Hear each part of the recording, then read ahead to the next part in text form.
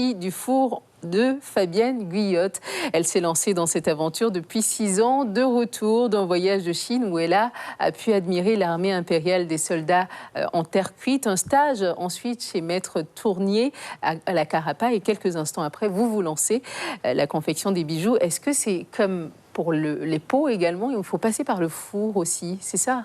Oui, tout à fait, tout à fait. Toute création en argile doit passer un premier temps dans le four, un four qui est électrique, et ça sera une cuisson qui sera à 980, 1000 degrés. Là, par contre, au niveau de la photo, là, on observe en fait le four à raku.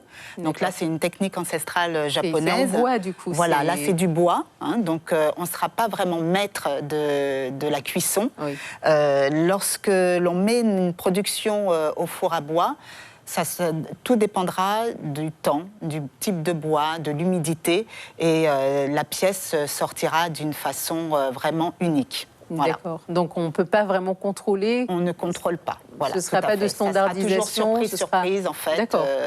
Quel que soit l'oxyde que l'on aura mis, chaque pièce qui seront placées d'une façon dans le four sortira d'une façon unique. Voilà. Vous vous inspirez de quoi pour faire vos modèles? Vous faites des dessins et ensuite vous composez au fur et à mesure? Tout à fait. Je fais des dessins.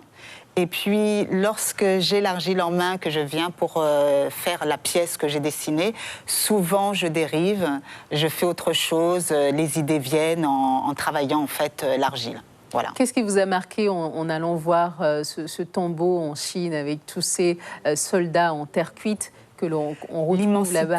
Oui. L'immensité des capacités humaines en fait de cette époque, qui a fait que on a des statuettes en fait qui font quand même 1m80, 1m87, 2 mètres. Et puis la quantité, parce qu'il y en a près de 8000 qui sont disposées de façon linéaire, avec des chevaux également, des chariots. Enfin, c'est vraiment somptueux, quoi. Donc vous en êtes quelque chose à voir. Avec une inspiration pour en faire des bijoux qui ont l'air finalement très royaux. Oui. D'où vient cette inspiration? Est-ce que vous avez... Mais à force de voir un petit peu tout autour de moi par rapport aux multiples voyages que j'ai faits, aussi bien en Afrique qu'en Asie et puis Madagascar.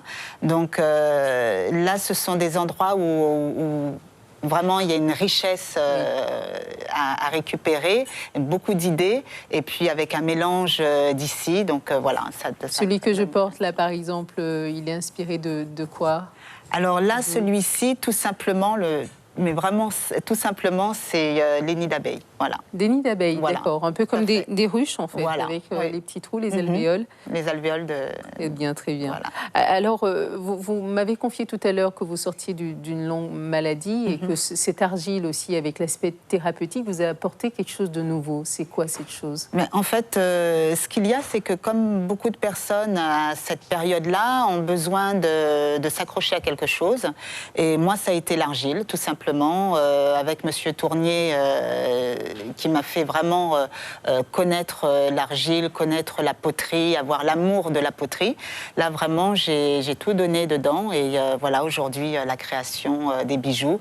Les bijoux que j'ai toujours fait étant petite, avec mes parents, et là, j'ai fait un mélange de tout ceci pour pouvoir avoir ce résultat-là aujourd'hui. Est-ce que vous faites des ateliers pour des femmes qui voudraient, tout à comme fait. moi, oui, pour les enfants, ça vous dirait les de participer à ce genre d'atelier?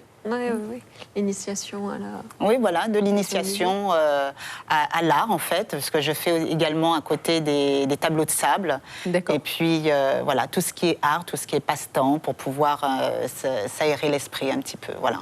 Et puis un projet que vous menez en ce moment, vous avez participé, on le voit cette année, à la Guyane Fashion Week, un projet maintenant pour mettre ensemble les artisans dans une coopérative, de sorte à pouvoir les exporter. Voilà, oui, tout à fait. J'aimerais qu'on puisse faire une association, un ensemble d'artisans, et puis faire connaître les artisans de la Guyane à l'extérieur, pour pouvoir vraiment faire connaître la Guyane d'un côté positif.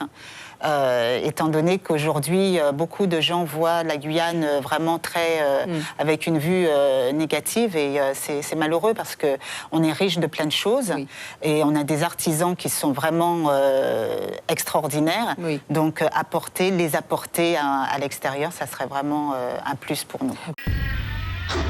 Suivez l'info sur Guyana Première, télé, radio et Internet.